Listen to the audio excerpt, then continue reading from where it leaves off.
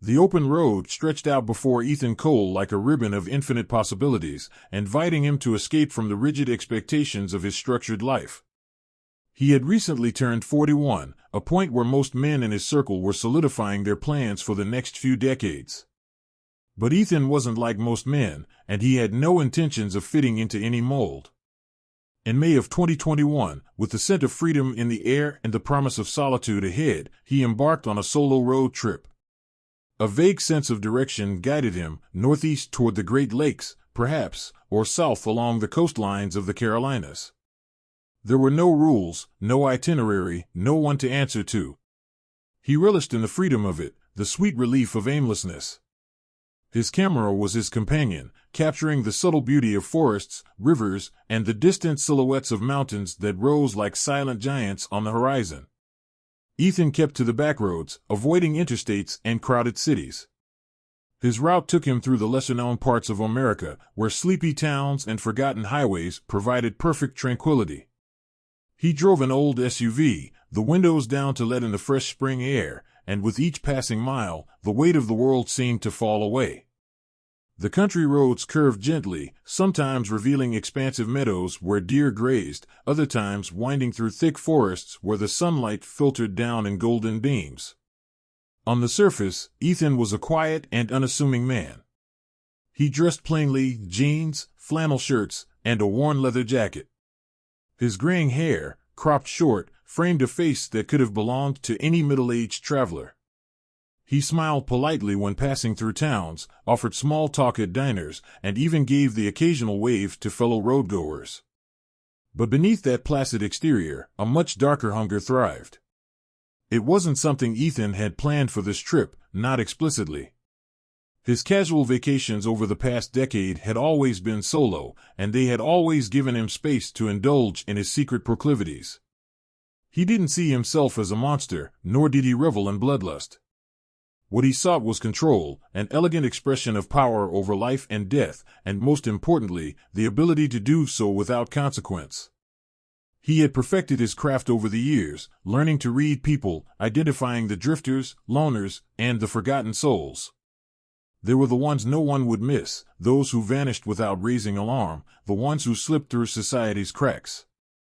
And Ethan knew how to slip through those same cracks. On the second day of his journey, while cruising a narrow, two-lane road in rural Tennessee, he saw her, his first opportunity. A woman in her 20s, hiking alone along the roadside. Her backpack was slung casually over one shoulder, and she wore headphones, completely oblivious to the car approaching behind her.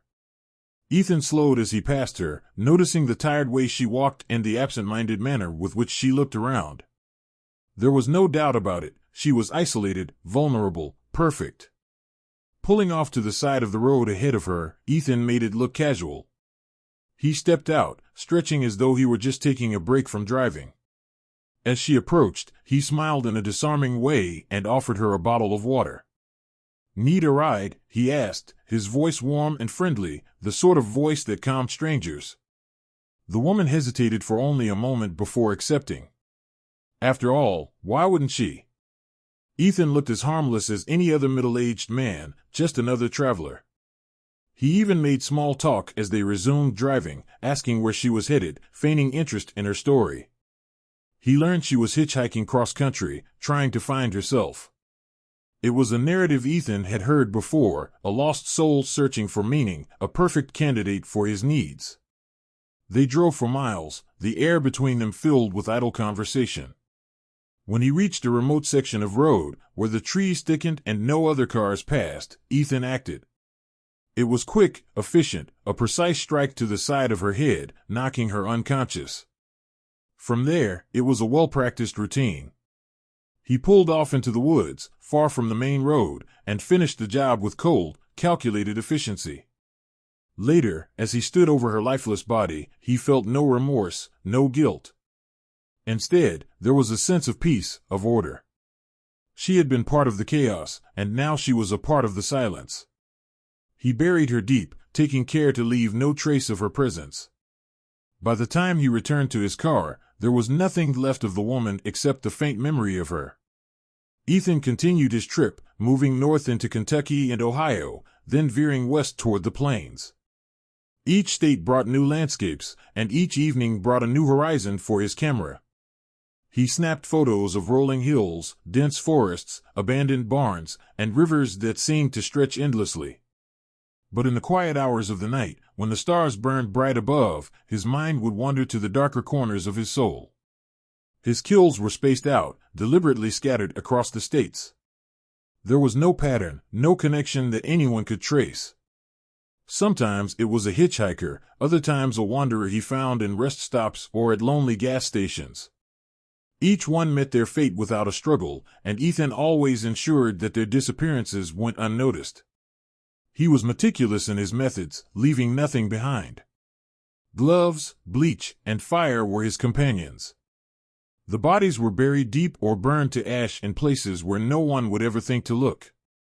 He didn't rush, there was never a need to. Time, for Ethan, was elastic, and he used it to his advantage. As the days passed, he grew more attuned to the rhythm of the road. There was a hypnotic quality to the way the miles slipped by, the hum of the engine a constant companion. He never stayed in one place for too long, always moving, always observing. Town after town blurred together, and with each passing mile, he felt more like a ghost, someone who existed between the cracks of reality. In small diners and gas stations, he watched people, quietly assessing. He never chose someone in haste, always careful to pick those who wouldn't be missed. He even saved some, letting potential victims pass by when they didn't quite fit his criteria. He was in control, and that was what mattered most. May drifted toward June, and Ethan found himself in the northern states, Wisconsin, Minnesota, the Dakotas, places where the road stretched endlessly through farmland and forests. He camped in remote areas, far from the prying eyes of others, and spent hours alone in nature. There was a serenity to it, a sense of belonging that he couldn't find anywhere else. His camera captured the tranquility, but his mind always wandered back to the darkness. He didn't need to kill. It wasn't a compulsion like some people might think. It was simply something he did when the opportunity arose, when the moment felt right. And so far, every moment had been perfect. There had been no close calls, no suspicious glances, nothing that hinted at danger. Ethan was careful, methodical, and invisible. As the final weeks of his road trip approached, he found himself in the Badlands of South Dakota, standing at the edge of a vast canyon. The wind whipped around him, carrying with it the scent of wild sage and dust. He lifted his camera, capturing the raw beauty of the landscape before him. The layers of rock stretched out for miles, painted in hues of red, gold, and brown. It was ancient, untouched, timeless. Just like him. Ethan knew that this trip, like all the others, would eventually come to an end. He would return to his quiet life, where no one suspected a thing. He would blend back into the world of mundane responsibilities, of normalcy. But for now, he still had a few more miles to go, a few more places to see, and perhaps, a few more lives to take. As the sun dipped below the horizon, casting the world in a soft, orange glow, Ethan smiled to himself. The road awaited, and he had all the time in the world. No one was watching. No one ever had. And no one ever would.